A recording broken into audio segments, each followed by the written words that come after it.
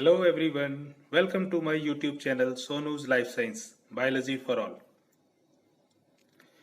In continuation with class 12 chapter 1 Reproduction in Organisms, today in this video you will study about sexual reproduction and its various events. Then start sexual reproduction. It involves the formation of male and female gametes either by the same individual or by different individuals of the opposite sex. These gametes fuse to form the zygotes, which develops to form the new organisms. It is an elaborate, complex and slow process as compared to asexual reproduction.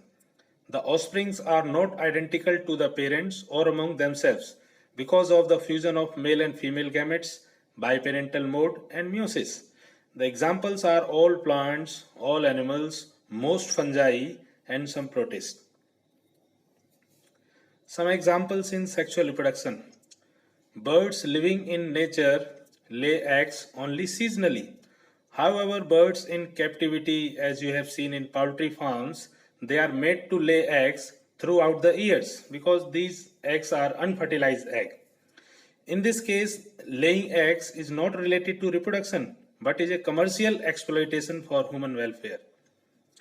The females of placental mammals exhibit cyclic changes in the activities of ovary and accessory ducts as well as hormones during the reproductive phase. In non-primate mammals like cows, sheep, rats, deers, dogs, tiger, etc., these cyclic changes during reproduction are annual, means occurs in year. So these changes are known as oestrus cycle. But in primates like monkey, apes and human, such changes, cyclic changes occurs during reproduction monthly, means these changes occurs every month. So that these are known as menstrual cycles, as you have familiar with the menstrual cycle in humans because humans are primates. Next example is many mammals like cows, sheep, rats, deers, dogs, tigers, etc., which living in natural wild condition, they exhibit such cycles only during the specific period, means favorable season in their reproductive phase. So therefore these are known as seasonal breeders because they reproduce only during the particular season. But many other mammals like monkey, apes and humans, etc., they become active reproductively throughout their reproductive phase, means they are reproductively active throughout the years. Hence they are called continuous breeders. Events in sexual reproduction. So sexual reproduction includes three main events. These are pre-fertilization events, the events that occurs before the fertilization. Then fertilization events, all process events related to fertilization. And the next is post-fertilization events, all the process that occurs after fertilization. So let's study one by one. The first is pre-fertilization events. Pre means before fertilization. So these are puberty, gametogenesis and gamete transfer. So puberty, it is a stage of life cycle of organism when its sexual organs become mature, that is start forming gametes. So this phase is puberty. It includes either protandry or protogyny. In protogyny, the females become sexually mature earlier than males. But in protandry, the male sexual organs become mature earlier than the females. So these are puberty, means any sex can matures earlier than others, means its sexual organs mature. Next is gametogenesis. Gameto means gametes, genesis means formation or synthesis. So gametogenesis, the process of formation of gametes, that is sperm and ovum. So it is known as gametogenesis. When the gametes are morphologically and physiologically similar, so they are called isogametes. Iso means same. You can see in the diagrams in the next slide. Examples are most algae like Spirogyra, Cladophora, etc. But when the gametes are morphologically and physiologically different, then they are known as heterogametes. Hetero means different. In such organisms, the male gamete is called sperm or antherozoid, while the female gamete is called egg or ovum. The example are most animals and higher plants. Here you can see in the diagram, these are the different types of gametes in different organisms. These are the set of isogametes because both gametes are same in morphologically and flagellated condition. Both have same size, you can see, and both have flagella. But these two set of gametes, they are different in sizes as well as in motile condition. In this set you can see the one gamete is large while other is small. And similarly in this diagram also you can see the sizes as well as their motile structure is also different. So these two are heterogametes and this is isogametes. Okay. The next is sexuality in organisms. The important topics means type of organism on the basis of sexual organs they have. The one is unisexual, also called dioecious or heterothelism. When the male and female reproductive structures, means sexual organs, are present on different organism, means one organism have only the one type of sex organs, then they are unisexual, dioecious or heterothelic condition. The examples in plants, these are papaya, date palm, Vallisneria, etc. And in animals, most non-chordates like cockroach, ascaris, and all chordates like fish, frogs, reptiles, birds, amphibians, mammals, etc. The second is bisexual, monoecious or homothelism. So, when the male and female reproductive structures or sexual organs are present on the same organism, means if one organism consists of both the sex organs, male and female, then this is bisexual, monoecious or homothelic condition. Example in plants, these are cucurbits, coconut, maize, pea, rose, etc. In animals, these are some lower non-chordates like earthworm, sponge, flatworm, tapeworm, leech, etc. So these are bisexual. Let's see the diagram. Here you can see this is earthworm. This earthworm have, you can see the testis as well as ovary. This is the anatomical part. So this is bisexual. And this is the example of an algae named Chara, have both the male and female sex organ. The Antheridium is the male sex organ here, and the Ugonium, it is a female sex organ. And similarly, this is the bisexual flower having stamen representing male sexual organ and carpel representing female sex organ. This is the example of cockroach. You can see the male and female individual are different. The anatomical part showing only testis in male, while in the female only ovary is shown. So this is dioecious condition or unisexual, you can say. And this is an example of plants. You can see these two individual, male and female, are different. The Archigoniophore, it representing the female sexual organ. So this is the female thallus. This is the diagram of Markensia. And Antheridiophore representing male sex organ in male thallus. You can see the male thallus and female thallus, the different plant body in different individual. Okay. Now the next is cell division during gamete formation. So gamete are always haploid, though the parent body from which they arise, they can be either haploid or diploid. When the gametes are formed by haploid cells, then the cell division will be mitotic, because in mitosis the number of chromosomes in the daughter cells, they are same as their parents. But in meiosis the number of chromosomes are different. You can see in the next, when the gametes are formed by diploid cell, then the cell division will be meiotic. Meiosis. In meiosis what happened? The number of chromosomes in the daughter cells, they are half as compared to its parent cell. So that when the gametes are formed from diploid cell, so then it involves meiotic cell division. But when the gametes are formed from haploid cells, then the cell division must be mitotic, because Mitosis is equational cell division and meiosis is reductional cell division. You will study more about this in the next chapter of genetics and other chapter, and you have also studied in class 11th in chapter cell division. Okay, the meiocytes. So meiocytes are specialized diploid cells that undergo meiosis and form haploid cells, that is gametes or even spores in plants. The number of chromosomes in the gametes, they remain half, means haploid, as compared to the meiocyte, means diploid.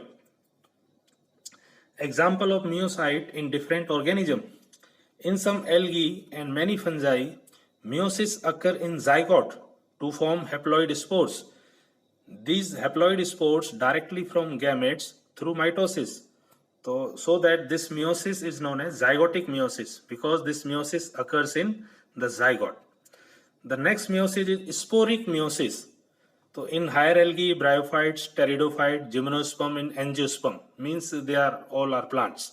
Meiosis occurs in sporogonia. Gonia means mother cell. Sporo means spore. So spore mother cells to form haploid spores, which in turn form gametes through mitosis. So that this meiosis is known as sporic meiosis, because the meiosis occurs in sporogonia. In another cases, means in animals, including human beings, meiosis occurs in gametogonia, means gamete mother cell. Here it is written spores, it may be corrected. Gametogonia, gamete mother cells to form haploid gametes. So it is known as gametic meiosis, because meiosis occurs in gametogonia, gamete mother cells.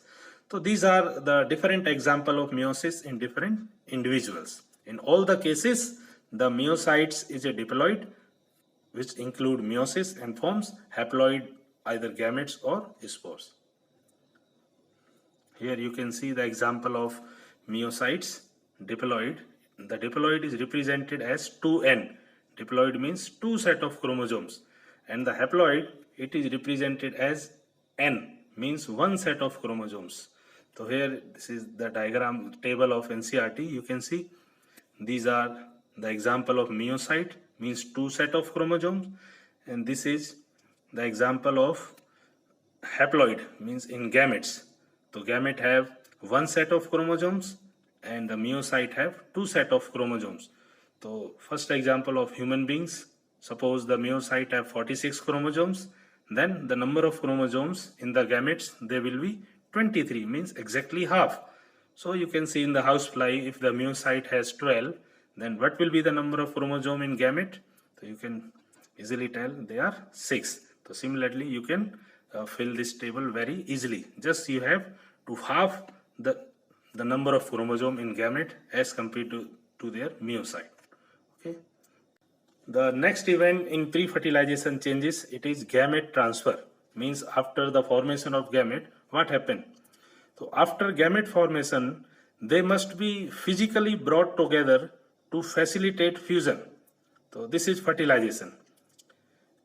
In several simple plants like algae, bryophytes, pteridophyte, water is the medium through which the gamete transfer takes place. Means their gamete transfer through water. In seed plants, means gymnosperm, angiosperms, the pollen grain are the carriers of male gamete. The students often remain confused. The pollen grains are gamete, but actually the pollen grains are not gametes. They are the carriers of gamete. Means when pollen grain grows, divides, then they forms male gamete. So in seed plants, the pollen grain are the carrier of male gametes and the ovule is the carrier of egg. The pollen grain produced in anthers, they get transferred to the stigma before fertilization. This process is known as pollination. Very important process of gamete transfer in plants. Pollen grain germinate on the stigma, means after pollination. So they germinate on the stigma and form a pollen tube, so which carry the male gametes and finally reach the ovules and discharge their male gamete. You can see in the diagram, these red structures are growing pollen grains, and success one, they forms the pollen tube which discharge their male gametes into the ovule. This oval structure is ovule which have the egg. So you will study more about this in the next chapter. In dioecious animals, since male and female gametes are found in different individuals, the organism uses an special mechanism for gamete transfer known as mating, also known as copulation. Here in the diagram you can see the housefly, means example of animals. So they physically brought together for the transfer of gametes. So this process is known as mating. Here the one sex, mostly it is the male who transfers the gametes directly into the reproductive tract of female. So this is the example of gamete transfer in animals, and this is the example of gamete transfer in higher plant. The next event is fertilization. It is also known as syngamy. It is the fusion of gametes to form a diploid zygote. So this process is also known as syngamy. Gamy means fusion and syng means together. So when the male and female gamete they fuse, they form the diploid zygote. So this is the fertilization or syngamy. Both terms they are interchangeably used. So there are three ways of fertilization, as you have studied in the previous slide. So isogametes, heterogametes you have studied. The first is isogamy. Again the same, iso means same and gamy means fusion. When the fusion of morphologically and physiologically similar gametes, then this is isogamy. Example are most algae like Spirogyra, Cladophora, Chlamydomonas, etc. You can see both the gametes are same. So this is an example of isogamy. Cladophora example. Next is anisogamy and oogamy. Both these fusion are the example of heterogamy, means fusion of different gametes. So in anisogamy, the fusion of morphologically and physiologically different gametes. So this is isogamy. Example is Chlamydomonas browni and all angiosperms. So both the gametes are different. But in oogamy, which is also the type of heterogamy, so here the condition is different. Here the female gamete must be large and non-motile, means it does not have the cilia or flagella, the motile organ. But the male gamete, it should have a small structure and have the locomotory structure like cilia or flagella. In both the cases, you can see the female gamete is large as compared to male and it is non-motile, and the male gamete is small and have motile structure. So these two are examples of oogamy. This is the example of Fucus and Alga, and this is the example of Homo sapien. So this is the ways of fertilization. Next is type of fertilization. It is of two types: external fertilization and internal fertilization. External, when the fusion of male and female gametes occurs outside the body of organism, mostly in water. So it is called external fertilization. Most common example are algae, bony fishes, and amphibians like frog. These organisms show great synchrony between the sexes. Synchrony means the male and female organism, they mostly spend their times together.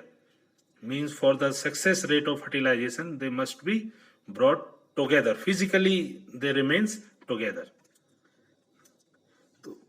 They release a large number of gametes into the surrounding mediums, means water, to enhance the chances of syngamy. So here, mostly the gametes, they are vested so that their gametes number are large. Next is internal fertilization. When the fusion of gametes occurs inside the body of organism, so this is called internal fertilization. Example are many terrestrial organisms belonging to fungi, higher animals such as reptile, birds, mammals, and in majority of plants like bryophyte, pteridophyte, gymnosperm and angiosperms. In all these organisms, egg is formed inside the female body and the motile male gamete has to reach the egg to form zygote. In seed plant, the non-motile male gamete are carried to female gametes by pollen tube, means through pollination. Next is post-fertilization events. Events in sexual reproduction after the formation of zygote, means when the zygotes form, then after that what it has to go through. Development of zygote can occur by three ways. This is the another mode. You can study both external and the zygote, both fertilization and zygotic development. The first is external fertilization and external development. Both are external, means those organisms in which the fusion of gametes as well as the development of zygote occurs outside the body of parents. For example, most algae, bony fishes, and amphibians.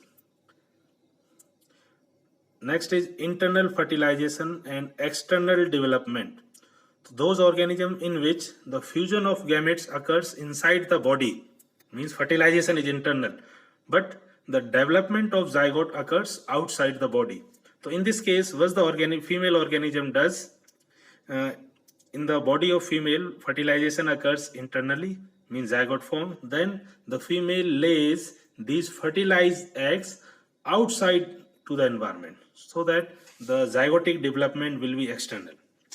The next case is internal fertilization and internal development. This is the most secure, because here the fusion of male and female gamete occurs inside the body, means in the body of female zygote is formed, and the next development of zygote into embryo, it also occurs inside the body.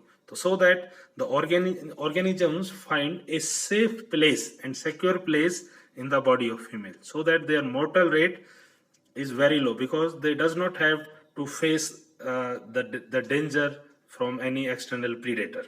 The examples are all placental mammals, means viviparous mammals, including human beings.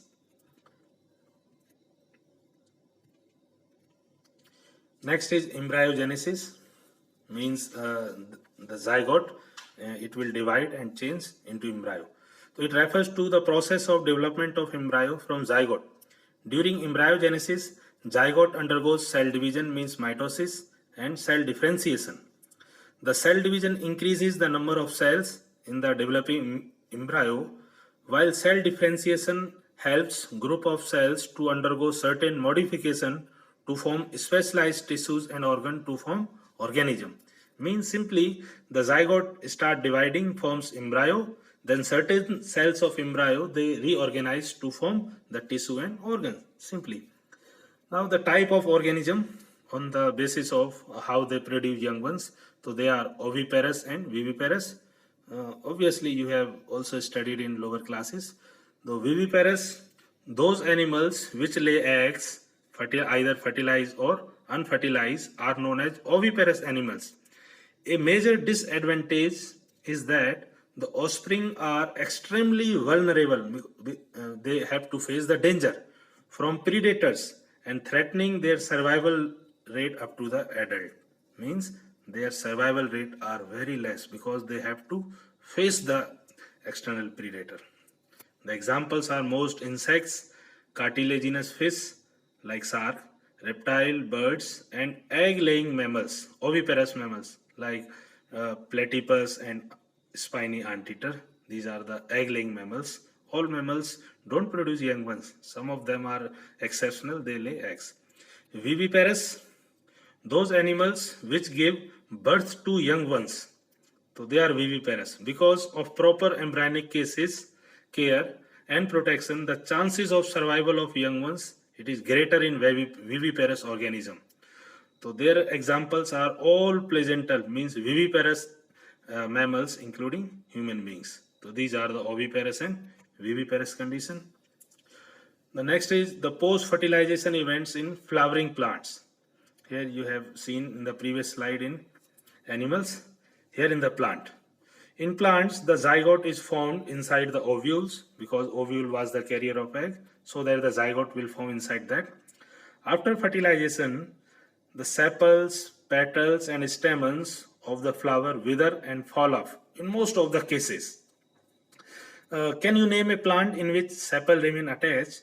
Means after fertilization, their sepals will not wither, fall.